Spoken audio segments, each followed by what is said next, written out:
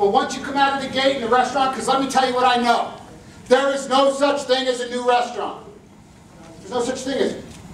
The day you open and you take money, you are an open, operating restaurant. I always love people that are like, how was it? Yeah, I went to the restaurant just opened 2 weeks ago. How was it? It was okay, but they're new. My next question is, did they charge you? Because once you start charging people money, folks, you've got to be on. All right? So my recommendation to you is decide. If you're going to serve a classic martini, is it with or without vermouth? Hey, whatever you decide, because I guarantee we could have a massive debate right now just over that. But whatever you do decide, make sure everybody's trained on it and they all do it the same way. And, you know, I love the free pour, right? Because I'll say to somebody as I walk in, I love this. This is the best. How many bartenders?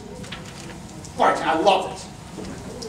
So what's your standard pour for a cocktail? Well, what do you mean? Well, if I order a rum and coke, how much rum do you give me? A 4 count. Would that be 1, 2, 3, 4 or 1 Mississippi 2? Because I want that drink, right? Use chalkboards, use menus, create shareable selections, and train your staff. Ladies and gentlemen, there's an old adage, and as a guy that makes some money by training, I know this for sure. There's an old adage. What if I spend all this time, energy, and money on training somebody, and they quit? What if you don't, and they stay? Right?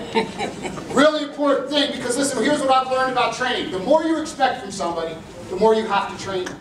It happens all the time where I find operators want to be cool, but they're not thinking of the end game. And the end game is how well the staff can execute. If your staff cannot execute it, you're inhibiting them from selling. I worked in restaurants where the wine program is amazing, but you got to go to Fort Knox to get a bottle of wine. You got to print this shit, it's got to go to that manager, who then hands it to that manager, who then knocks on the secret door so that you can get the bottle of wine to bring it back to the server to give it to the guest. Right?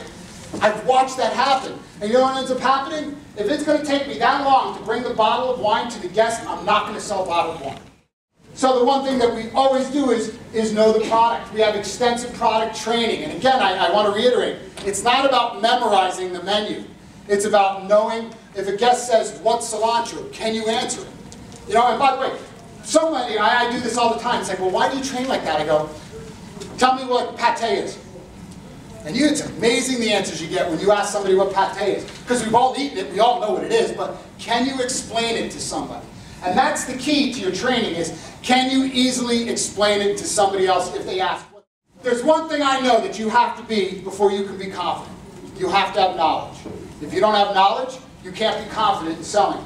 You can't guide your guests through the menu if you don't know your product.